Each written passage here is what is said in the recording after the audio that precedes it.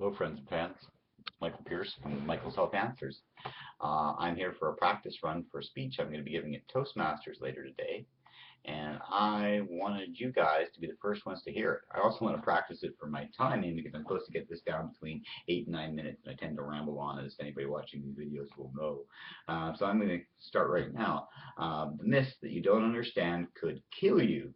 It's quite a bold yet simple statement, and I'm here today to debunk some old myths and maybe even say to you a little bit of why I am so passionate about these issues.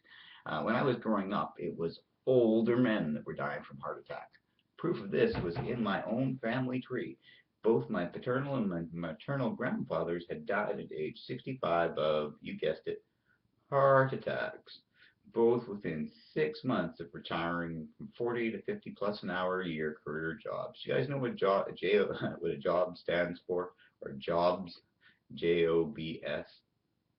Anybody? Okay, just over broke. That's it. You have a job.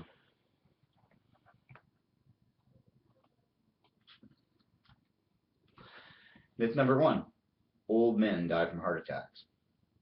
Okay, heart health tip number one: that is a fairy tale. The facts are men age 47 is average. Older is the norm for women, with 61 being the average age, but it can happen at any age. Even children can have heart attacks. So don't be confused.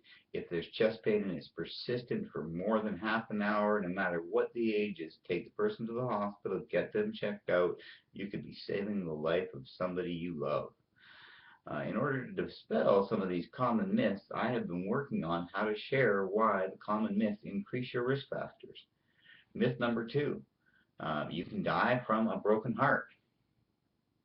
Heart health tip number two: yes, you really can die from a broken heart. It was risk factor in number 10 in my last published article on the 12 major risk factors facing me before my heart attack, which I'm sure I'll find a way to work into a speech sooner or later, but we got to stay within the criteria of what these people demand. It's sometimes challenging to stay on task with what you're passionate about and what you want to share with your audience, but I digress. This, my friends, is the biggest part of the problem. At 49, my numbers came up. My risk factors added up to 144% by my estimation, based on Heart Health Canada info. At 120%, I had added up over my life. Add that to the pressure of losing my mom when she was only 64 years old to liver failure. It almost made me a statistic. One can die from a broken heart. It adds 20% to all existing risk factors you have for at least 30 days after the family loss. So when I lost my mom at age 64, after only getting to spend the last 3 days of her life with her in a heart health unit or in an intensive care unit in Surrey Memorial in Vancouver, it was literally heartbreaking. And as the statistics stated, exactly 30 days after my mom Heather died, I had a series of heart attacks. I had 3 heart attacks in a 26, 27-hour period. The last one took me to the hospital and, yeah, saved my life. Quite literally, if my wife hadn't taken me when she did, I wouldn't be here to have this conversation with you, and I wouldn't be sharing this message with the world. Losing my mom damn near killed me, and everybody has to understand the closer the person is to you, the harder it is on your heart. So get it checked out. If there's any possibility that you've got this issue, you just need to get it checked out. You've got to be your own advocate. You've got to take care of yourself. Now, on to myth number 3. More men than women die from heart attacks. Heart health tip number 3. Facts say otherwise. Truth is, 40% of men die outside the hospital the first time. The next scary fact changed my mission statement. Makes this bit my lead piece. 80% of women die when they've had their first heart attack outside a hospital. 2 big reasons. Most do not recognize what is happening until it is too late. And the second and larger problem is the fact that women's hearts are not adaptive like men's, and they cannot repair themselves by making New small micro arteries. That's a male thing. But yeah, I had small arteries around my blockage. The surgeon that installed my stents actually said I had the most developed system of small arteries he'd ever seen in an angiograph or stenting procedure bypass situation. So I have 4 stents. The gentleman that put them in said that my muscle had highly developed small artery tissues. He said that I'd almost given myself a natural bypass around most of my blockages. It was probably why I was conscious, why I was aware, why I never needed oxygen, and part of the solution that was Michael's Health Answers. Now here is heart health tip number 4.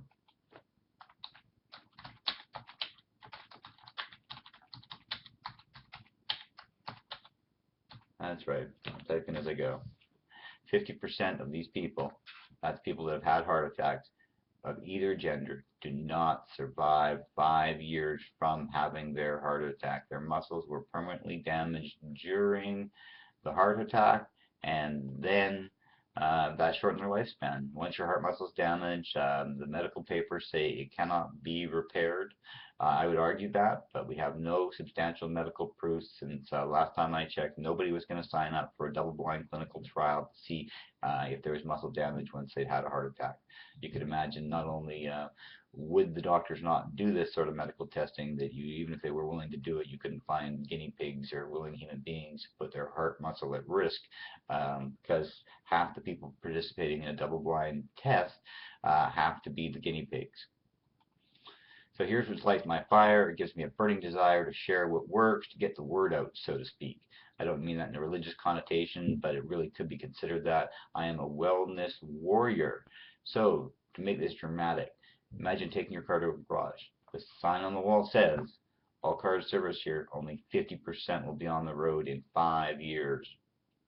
Would you let them look at your car? Then, we go see a doctor. We let them practice on us. If I had taken the prescriptions like a good boy, I had a 50% chance of living 5 years. Happy. I am so happy that I was my own advocate, did my research, and found a better way. That's it. That's what brings me to the dance. That's what gets me excited. That's what's supposed to get you excited. Think about it. If you knew these things, you could save the life of somebody you care about. That's right, you do now know, and you're obligated to share this message with other people. I didn't bring a handout today. Normally I would have, but I really didn't have the time in my schedule to print 20 pages double-sided to get all this information out to you. If you guys want, I can send it out as a general email to the whole list if nobody would have a problem with that. I can also add to it for everybody's ease of their own research, because I believe everybody should provide their own due diligence, to let you go to the links and check out where I got the information that I've made these assumptions on. So that's it. That's my passion. I am a wellness warrior, and I want other people to take care of their minds, their bodies, and their health, because your wealth is in your health, and when you have your health, you can always find more wealth.